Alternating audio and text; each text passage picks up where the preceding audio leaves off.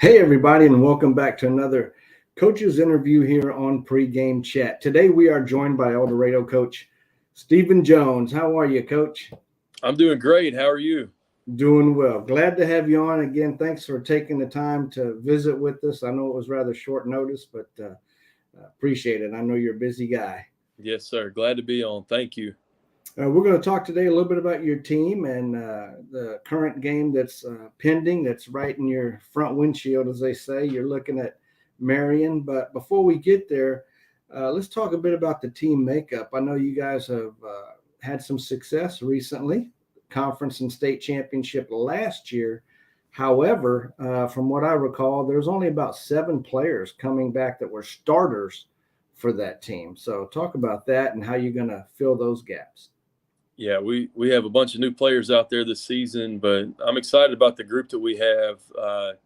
We didn't play very well against Camden Fairview, so I don't think anybody cares that we won a state championship anymore. It's on to this season, and our kids know that. So headed into conference play, we like who we have on the field, and we're going to put a great product out there. We just have to clean up some mistakes from that first game against Camden. We got inside the red zone, I believe, 3 times and didn't come away with any points. And I had some special teams issues that we worked out. So, put that loss behind you and move on. And you have to. In this league, we jump right into conference play. So here it is. We got a long road trip to Marion, a great team that we expect a great game from. And, Lance Clark does a great job over there. He's a very good, very sharp head coach. Always had Little Rock Christian ready to play when he was there, and you pair him up with Coach Tribble, their offensive coordinator, and we know what they're going to put together is going to be a sound plan, and they're going to be ready for us. So we'll leave early Friday morning, really early, about 10 o'clock, to drive to almost Memphis from South Arkansas, Yeah. and we'll be ready to go at 7 p.m. kickoff. Well, I asked several coaches when they have those long road trips, what is that like on the team bus as far as do you do anything special? What are the ways to keep the guys tuned in? Just hope for the best and keeping them focused. I mean, we'll put a movie on. We do charter to games that are, that far away. Sure. We'll try to break up the trip a little bit. But the good thing about it at this point, this is my 4th season here. We started out in the 6A West. We're traveling to Greenwood and Russellville my first season, and then now we're in the 6A East. So we go to this year to Marion, to West Memphis. Next year we'll drive to Searcy and Paragould. So our guys are used to long trips. I mean, that's nothing new. We're a larger town in a place in the state that, there aren't any other large schools in the area. So we have to travel to play, and we know that. And so there's really not a lot of focus on that. Our kids just are eager to get out there and play again. Well, I noticed a couple of the El Dorado away games that I've attended, there have been a tremendous amount of purple-wearing people. There's no doubt. Yeah, we travel great. Our fans follow us no matter where we go, and we appreciate that support. And we'll continue to work to improve from what our fan base saw last week and get after Marion. Let's talk a bit about the roster makeup on offense specifically. I know they're going into the season. There may have been a question or two about some of the skill positions. Have you guys sorted that out, even with just one game under your belt? Yeah, I mean, starting out with our quarterback, Colin Parker, I thought he improved throughout the game, and we named him the starter as we went into the benefit game against North Little Rock. I thought he improved throughout the game. Coachable guy. He's a good leader. And, I expect him to improve throughout the season. Feel good about him. And then senior wide receiver T.J. Dunn made a lot of plays last week. I think he had 7 catches for over 100 yards and a touchdown. And they did a lot to try to take away our star wideout DeAndre Burns. And T.J. stepped up and made plays. So those guys continue to string together good performances and show that they can make plays out in space. Our running game will improve too. And just all the way around the board, we have some talented guys out there that can make some plays. Defensively, we replaced a lot of starters. Our defensive line continues to improve, led by Coy Stewart. And then on the back end, I thought we played pretty well against Camden with Kalen Caden Perry and Jordan Ford at safeties, and with Bryson Bolden and LaVictor Livingston at corner. I thought they played well against Camden, and that we'll continue to improve on that side. Biggest thing with that, our defense got tired in the second half. We weren't able to put it together a drive, and we've got to do a better job offensively of helping our guys out and not going 3 and out where they're right back on the field. So Camden held the ball most of the second half and did a good job with that, and so we just got to finish those drives offensively. Now, I'd be remiss if I didn't talk about Jordan Ford, considering that's my daughter's name. But your Jordan Ford, with the speed and the talent he has and athleticism, what are your plans on blitzing him this year? A little more than maybe he's accustomed to in the past. Yeah, I mean, he's a guy that's coming on in his senior year. That he started out as a sophomore, played a little bit of wide receiver, and moved him over to the defensive side, but. He can do a lot. I mean, he can do a lot in the secondary, and excited to see him continue to get better each week and that unit improve as a whole. And there's a long season ahead, and I like where we're at. I like the attitude of our team. We have good leadership as far as our seniors go, and they know that we've got to be ready to play, more ready than we were last week, and. I think that the focus at practice this week has been much improved, and I expect to see that throughout the rest of conference play.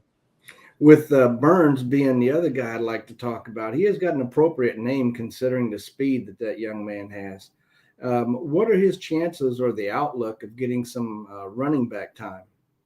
Yeah, DeAndre, they did a good job of taking him away last week. Mm-hmm. They had 2 or 3 guys trailing that guy every play, so offensively, we do have to do a better job of getting him the ball, whether that's in the backfield, out in space. I mean, he's got to have more touches, and that's on us. As me as a play caller to try to find unique ways to get him the ball, and moving forward, we will. Now, as far as your last game, the trench warfare, as they say, it was really a battle. You've got some big, strong guys. What gave you your team some difficulties, and how are you going to overcome that in this upcoming game? Yeah, you can't replicate a Friday night rep. So for that to be a first game, especially up front, both sides of the ball, I mean, we've been physical at practice, but once you line up and kick it off on a Friday night in a true game, especially a good, well-coached team like Camden, it's a war out there. So now that we have that under our belt, we had some young guys that, that was their first Friday night experience, and now they know what it's about, and we expect them to continue to improve each week moving forward. What are some of the key points going into your game against Marion that you're going to focus on without giving too much of that secret game plan away? Yeah, I mean, we just got to finish drives offensively, and then on special teams, I think I'm jumping all over the place here. On special teams, phone just cut out. On special teams, we have to play better. We have to be better aligned, and just make sure that we cut out those mistakes. And what about the conference alignment? If I remember, this is the first year where you're only getting an opportunity to play one out-of-conference game. Is that correct? Yeah, that's right. That's a unique deal for us to have 10 teams in a conference and jump right into conference play. But it makes those games mean more. You don't have the 3 games to get ready for conference play like you typically do. You have one, and I would say we got all of our mistakes taken care of last week's game. We made a lot, so get those out of the way, and here we are. Well, there's some tough teams in the conference. So as you mentioned, each game really does have a heavier weight to it as far as the end of the season results, where you can actually lose a couple games before conference play, or maybe even 1 or 2. And as El Dorado well knows, still get into the conference or the state championship game and win it. But now with this conference setup, with the teams that are in your conference, you drop 1 or 2 of those games, and it's going to be an extremely difficult road to get to the top. Have you talked to players about keeping focus, even if you do slip up and give 1 or 2 away?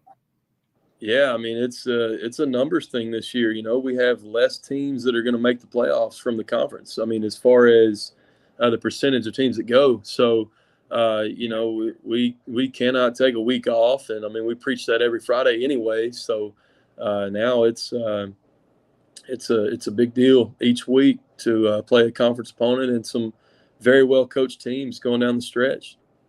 Now, before I let you go, Coach, I do want to touch on special teams. For those that watch the LSU Florida State game, you know that extra point cost them the ball game. El Dorado, kicking wise, what is it looking like this year as far as being able to get a field goal when you need to? Yeah, I mean we're going to improve in that area each week. We have a couple of kickers that we feel good about throwing out there and feel confident in. And it's kind of the same thing as what I mentioned up front. You can't replicate a Friday night rep. So we did. We missed a field goal last week. We had a punt snap that led to the punter getting tackled in the backfield. Camden recovered an onside kick. I mean, it was pretty much put a quarter in the merry-go-round on special teams last week. We had a lot to fix, but those Friday night reps are how you get better and look at the tape and see what we need to fix and move forward. And so it's good to play a good quality opponent in special teams so that you can get those things fixed headed into conference play. Well, Coach, thank you so much for making the opportunity today to be with us, and really appreciate you giving your time to us, and wish you the best of luck making that road trip, and hopefully it's a happy bus ride back home Friday night. All right. Thank you very much again for having me on. You're welcome. We'll see you again before the season's over, I'm sure. All right. Thank you. Thank you.